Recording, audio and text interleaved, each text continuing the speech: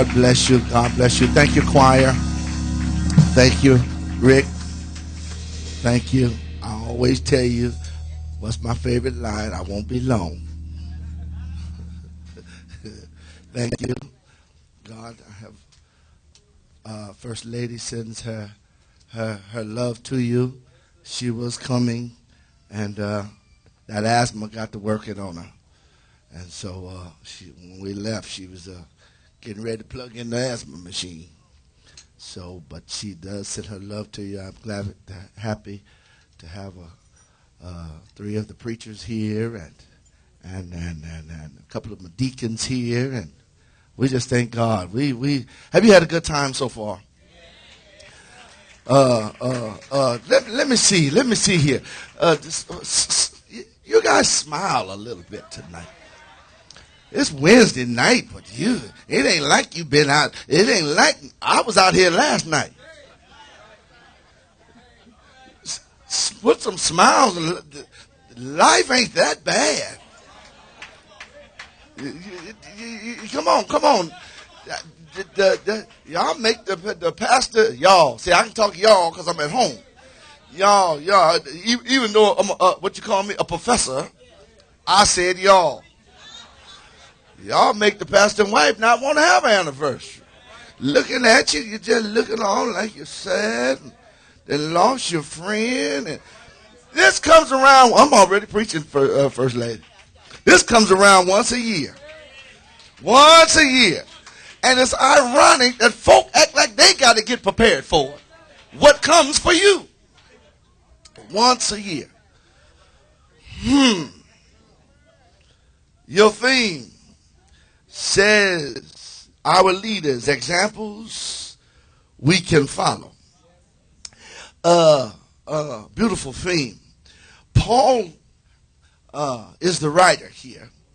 And Paul refers to himself, watch this, as a farmer throughout a lot of his letters. He refers to himself as a builder. He refers to himself as a galley slave. He refers to himself as a steward. You know what a steward is. A steward is a manager of somebody else's property. Yeah, that's what a steward is. He refers to himself as these things. But now watch this. All of a sudden, he switches metaphors. He changes up and he throws a curveball. What he does, he refers to himself all of a sudden as a spiritual father. You know what? I did a lot of schooling in my day. I went to my parents sent me to cooking school. They sent me to house cleaning school. My mother was the teacher of those courses. My mother was the teacher of those courses. I learned how to mop school. I went to mop. There's a class for mopping. I learned how to wash dishes school. And these were things that I was learning so when I got older, I could take care of myself. Watch this. Some of these sorry young people we got now, I didn't say that. They can't bust a grape. They can't, but you know what? 2 words gonna fool around and get folks killed. It says, I'm grown. I'm grown. What that mean? I tell the folk at my church, what that mean you grown? I'm grown. Let me see. I went to auto mechanic school. I may not look like it, but I could pretty much do a little bit of everything. I'm like my son, like he tells me on the front row, Dad, I don't do those things that you taught me because I choose to pay somebody to do it for me. Well, excuse me. I get the drift of all of that. I understand that. I understand that. I went to gardening school. I even went to get up on Saturday morning and collect newspapers out of the trash can school. Watch this, watch this. I even went to scrap metal school. You know how you get a hot water heater and break up the copper wire and take it in? That's why some of y'all broke, see? You got to learn some ins and outs about. And Paul introduced himself to make himself available to folk in whatever area he needed to be. That's what's interesting. He said, and the people, you understand, the people at Corinth were like we are today, like we have a lot. The folks at Corinth were arrogant. They were proud. They were divisive. Paul needed to squash any of the other problems, and before the problems arise, but in order to solve further problems, Paul used his trump card. Now I heard the brother say he whoops up on them in dominoes. So if they play dominoes, I know they know what a trump card is. They ain't fooling nobody. I know my church members know what trump cards are. They play spades, big whiz, anything they want to play, but it's a trump card in those games. Paul used his trump card. And the trump card he used, Grundy, watch this, the trump card that he used, he told them that he was their spiritual father. Don't just stop there. And as your spiritual father, spiritual parents in this case, as your spiritual leaders, I have some spiritual authority. See, that's what folk don't like. Folk don't like authority.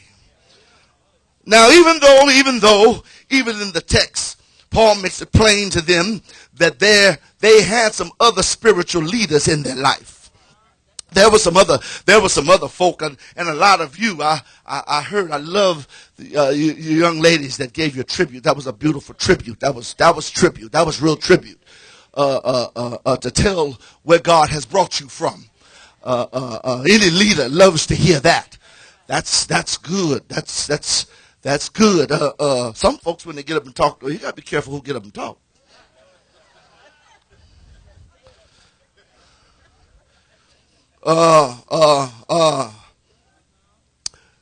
Spiritual authority, and even though they had other folks who had taught them, like Apollos and Cephas, they had talked to him. He reminds them that his relationship, watch this, was unique.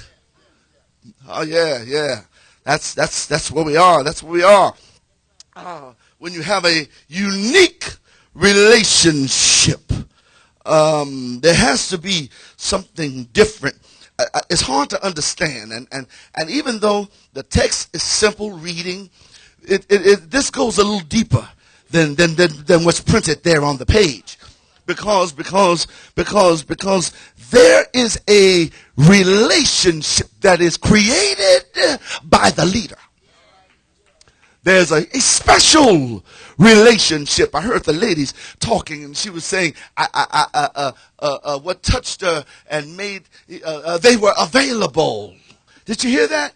They were available, and I want to know what that Church of God in Christ denomination is all about. And I like how you handled that. That was heavy, dude. That was serious business.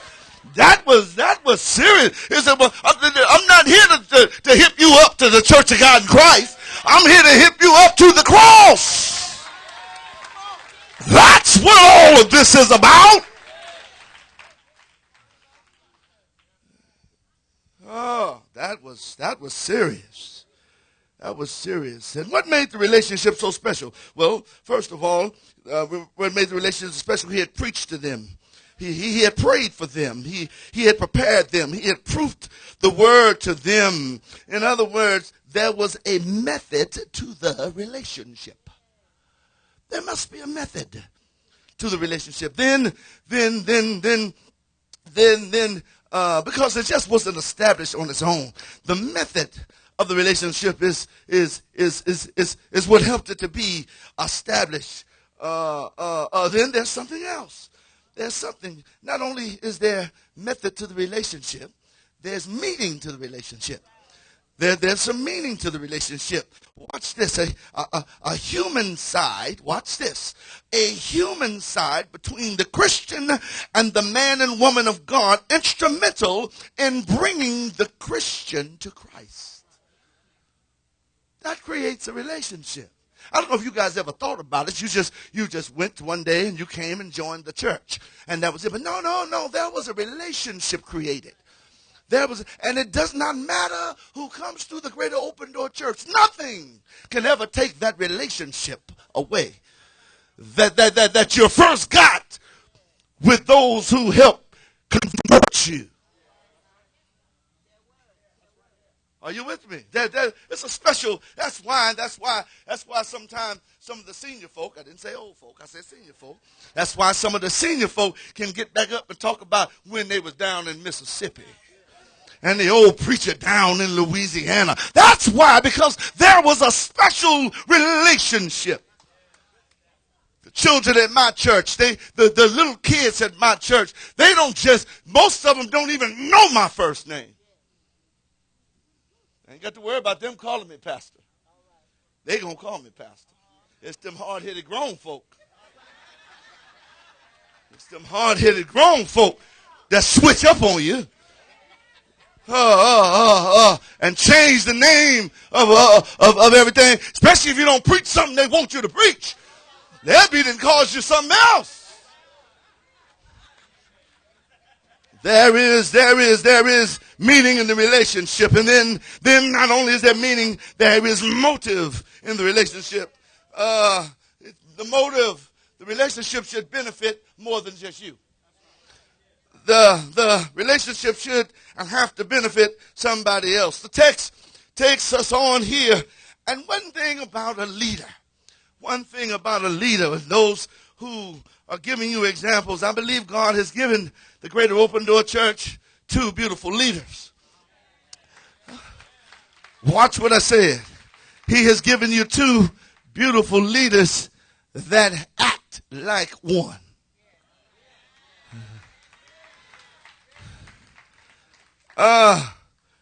Creating a unique relationship. You know, folks got to be careful how they talk to sinners. Some sinners will cut you. You got to be careful how you talk to sinners. We need to have and prepare, be ready when we speak, to be ready to add to their reformation and their reputation as sinners. Because everybody don't get this. Everybody does not get this here, the relationship. So he says he writes to them, but he loved his people, because that's why in verse 14 he calls them his beloved sons. He loved them. He loved the folk in whom he preached to. But one thing a good leader does, a good leader warns his people. He tells them, I'm not writing you to shame you. That's one of the problems we have in the church. Everything is all right as long as you don't call somebody out. You know, folks love you, Doctor and Dr. Harden.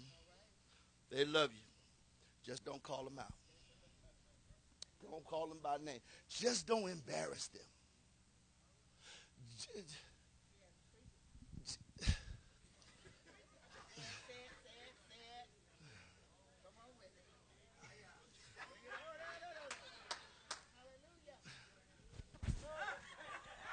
You come to my house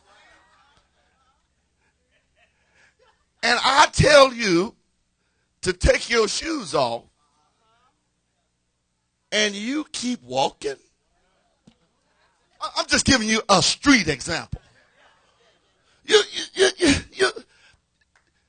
Our understanding is bad.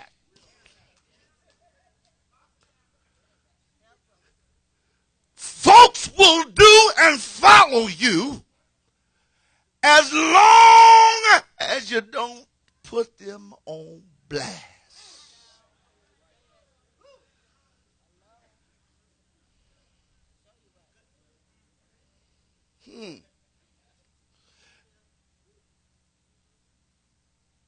Or tell their business.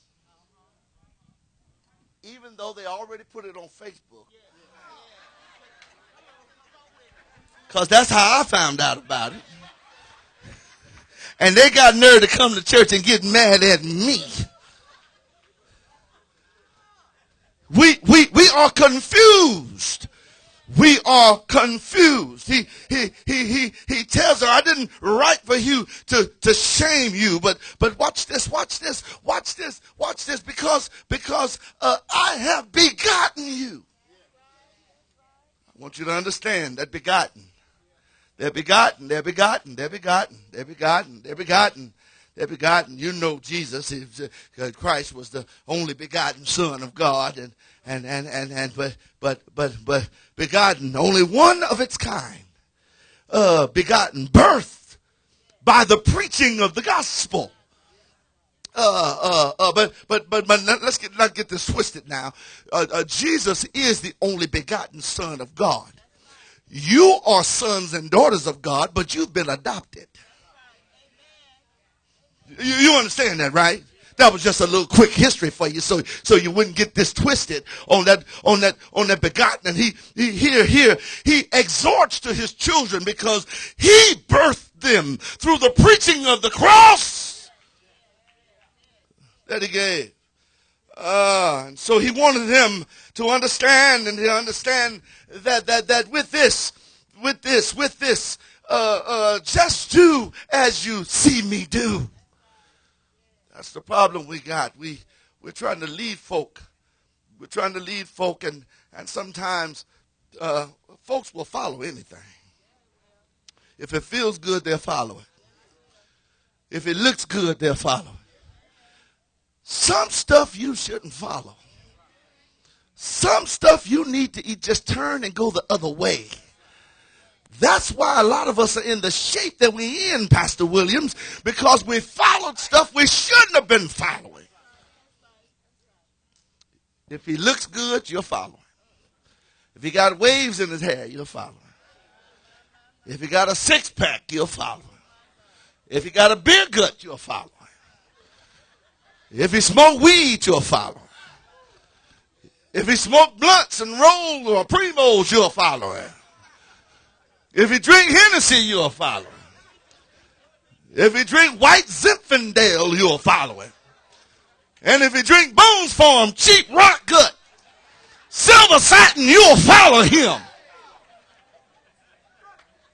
Put a little Kool-Aid in it and shake it up, you'll follow him.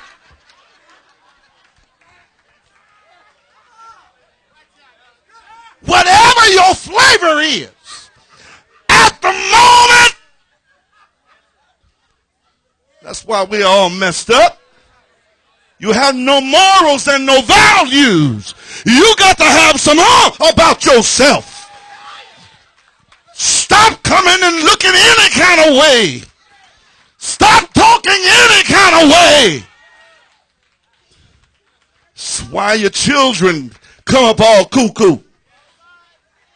You don't want to whoop the kids. You don't want to discipline. You want to give them a time out. I kill a time out.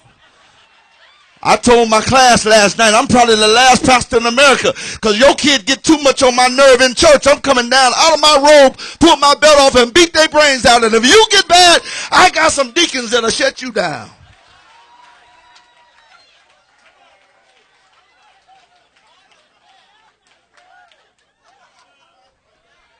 Let your kids just do anything, run all over the place. You got folks trying to set good examples. My children have not been the best.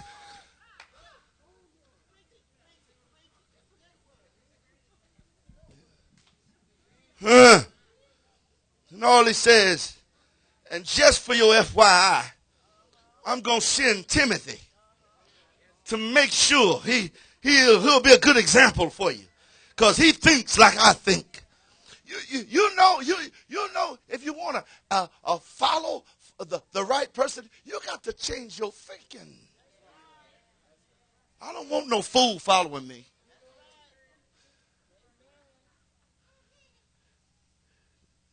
Our thinking. So here, as we get ready to close, it says, one good thing about our leaders is that his energies and his efforts go toward spiritual development. Good leader, you don't have to worry, great open door, because their energies are focused on your spiritual development. And that's what I want somebody to help lead me. You see, I try to teach our young men at the church, first of all, be men. You don't have no money. All you have is integrity. And your word is your bond. That's what my daddy taught me. My word is, if I say I'm going to do something, do it. And if I can't do it, just make sure I get a message to the people I told that I was going to do it and tell them why I can't do it. But your word is your bond. You ain't got nothing else. You don't look that good. You're not that educated. Your word is your bond. And good leaders are eager and their energies and their efforts go toward spiritual development. Then good leaders, as you have here, have no interest in shaming folk.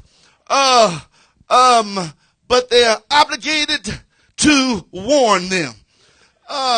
So don't have any guilt trips. And do not be intimidated by leadership.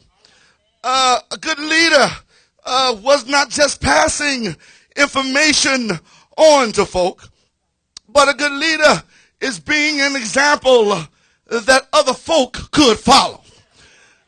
Here, a good leader is not seeking what is not theirs. We're talking about a good leader is not seeking your money. So don't get hung up and start those lies about all the preacher wants is your money. I'm sure Dr. Harden was wearing nice suits long before he met you. I'm sure those pretty shoes Sister Harden got on, she had that in her spirit long before she met any of you ladies. Because that didn't just come up out of nowhere. That's something that has to be instilled in you. I thank God that good leaders are willing to be spent and to spend their last for you. Here, as we move on in the text, chapter 11 tells us, it says to be ye followers of me, even as I am of Christ. And I found out, Dr. Harden, that folks say they love you, but they only can love you with the amount of Christ that is in them. Don't you understand? You can hug me all day long, but if you got the devil in you, that means you're going to try to give the devil to me. And Christ is a man and was a man of love. And we want you to understand that if you're going to follow Christ, if you're going to follow the Hardens, you need to follow the Christ that is within the Hardens. Well, what does a good leader does? Good leaders, if you're going to lead, good leaders must be merciful. Good leaders must be gracious. Good leaders must be consistent. Watch this. And they must apply a distance when people are unruly.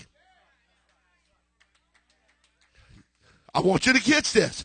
When people are unruly, well, this is the problem we have.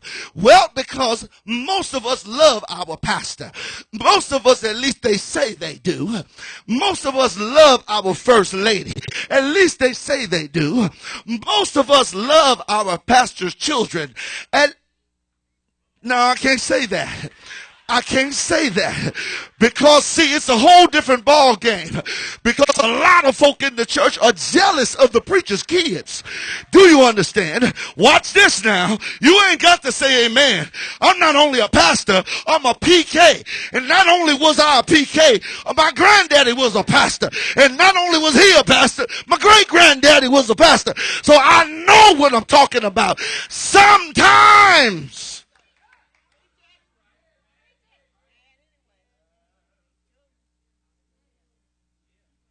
because we think we want to be and we want what you think they got. Stop thinking that. Stop thinking that. Every PK in here can get up here and give you a good testimony. We done been through hell just like you go through hell. We were introduced to drugs just like you were introduced to drugs. We know how alcohol tastes just like you know how alcohol tastes. Stop thinking we got more than what you got. The only thing we can claim that we got is some parents that have taught us, have paved the way, and made good examples. Tried to teach us what we're supposed to do. We didn't always listen, but they tried to teach us what they're supposed to do. Well, a good leader, if you're going to follow folk. Now this is for the followers. A good follower must understand that they must endure hardship. Paul said as a good soldier, there's going to be some ups and there's going to be some downs. There's going to be some valleys and some mountains to climb. But there's going to be some hard times. You can't get ready. You can't get ready and want to chill out when those hard times come. Mama said there'll be days like this. There'll be days like this. My mama said, y'all don't know about that song. Hardships. As a good soldier, there's going to be some rough times. You're not going to always have a job. You're not going to always have a house. You're not going to always have a car. Your children are not going to always get A's. There are going to be some hardships. You got to learn to follow. Next, if you're going to be a good follower, the Bible says you must deny yourself. Stop worrying about you. Take up your cross daily and follow, follow, follow, follow, follow, follow, follow. Most of us, if we see a little money, we will follow. That's why we go to Vegas, because we think we're going to hit our lucky day. But I came to tell you, Vegas ain't going to do it. Yeah. And if you win a little bit, you're going to lose it right back. Yeah.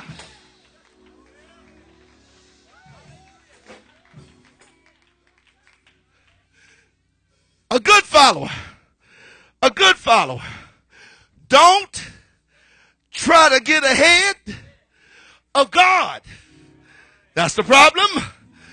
That's the problem. They try to get ahead of the leader.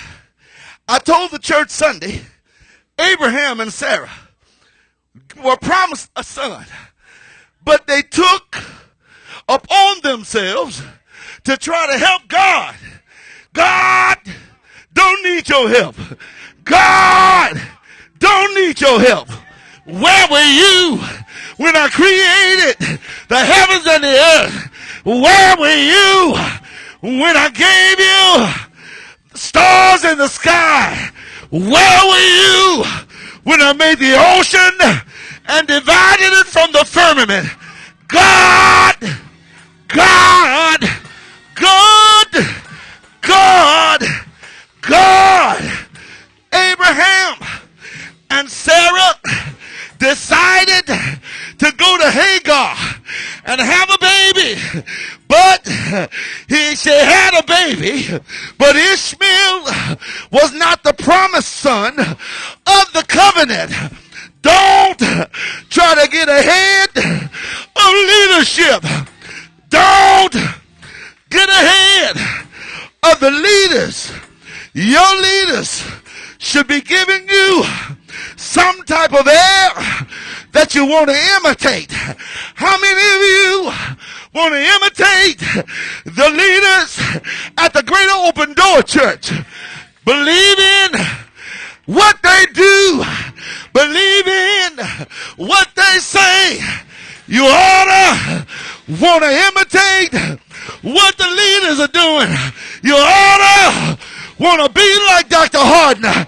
You ought to want to be like Sister Harden. Not only should you want to be like them, if I were you, I would believe what they believe. Yeah! What do they believe? One Friday, one Friday, one Friday, one Friday, one Friday, one Friday, he died, he died, he died, he died on Calvary. Yeah, yeah.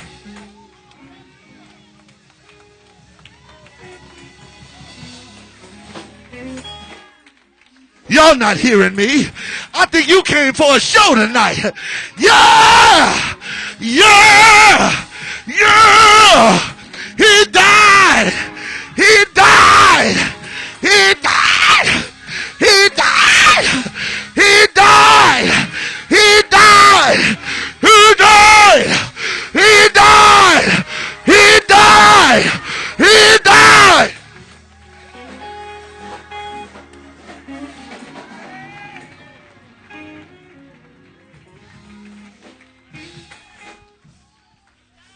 That's not all.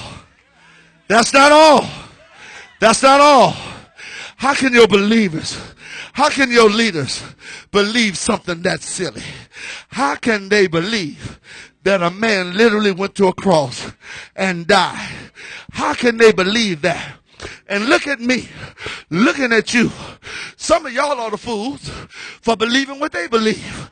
Hey, hey, but I don't care what you tell me, preacher.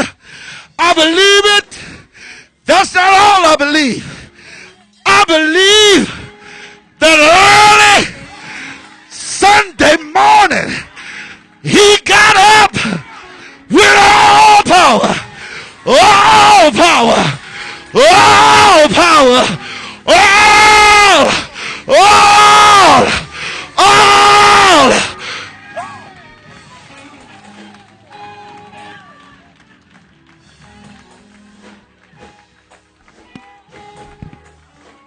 I know it's Wednesday night. Some of y'all got to go to work tomorrow. Hey, I'm working right now. He got up. He got up. He got up. He got up. Make me want to shout. He got up. He got up. He got up. He got up. He got up. Hey! Hey!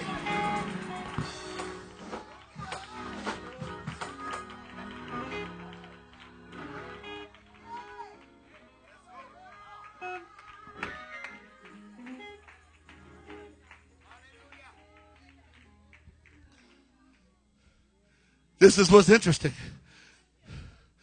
This is the 34th appreciation. The text said, our leaders. It didn't say nobody else's leaders. It didn't say the leaders down the street. It said our leaders. Sister Harden,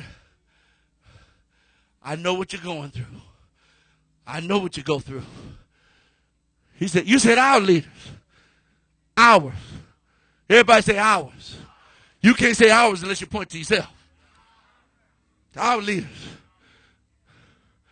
You got the prime folk to come out. Don't matter what night of the week it is. Y'all didn't have no problem calling Dr. Harden when your son got in jail.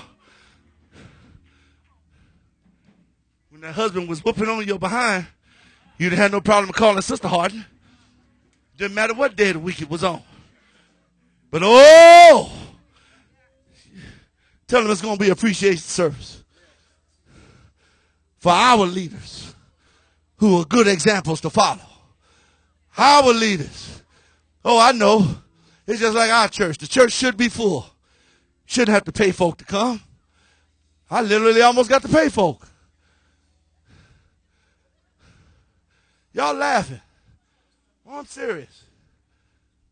To come. But God.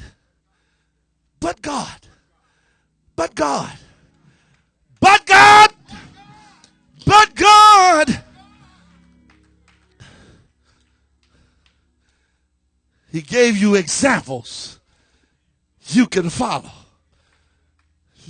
Ladies, let me hip you up.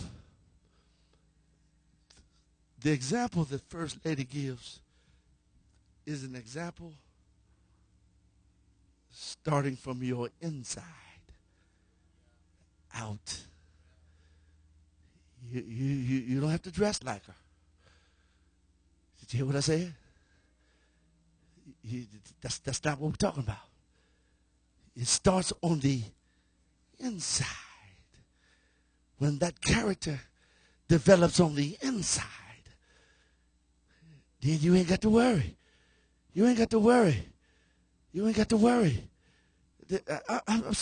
Sister Harden, I don't think she ever came to church with a skirt up to here, has she? I'm just checking.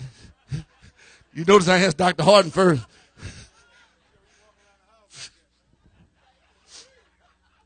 Did y'all hear what I said?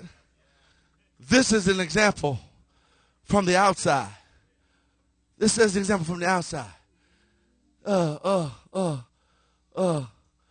We try to teach them in our church too. And this is their day. This is their day. On that day, you dress down.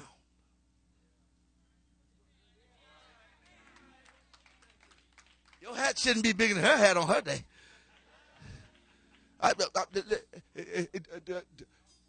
Y'all say you love him. I'm his friend, so I'm just taking it for granted that you love me. I'm just trying to tell you the truth. Everybody got that? Oh, no, you guys are fine and beautiful here. You go to some churches, and we sitting there waiting on the pastor and wife to come in, and you trying to figure out, well, I thought they was already in. Because all the ladies and everybody around here, do y'all understand what I'm saying? If you've been in church a while, you understand this kind of stuff. Brothers, from the inside, you're not going to always understand the direction the leader wants to take you. Does everybody understand that? You don't always understand. Sometimes, Elder Williams, there's signs that say detour. And if you want to take off on your own tantrum and don't follow the leadership, you're going to fall in the ditch. And guess what you're going to do? You're going to make the leader have to stop the whole program to come back to get you out of the ditch. Does everybody understand that? Be examples. God bless you. Give God a hand of praise. Give God a hand of praise.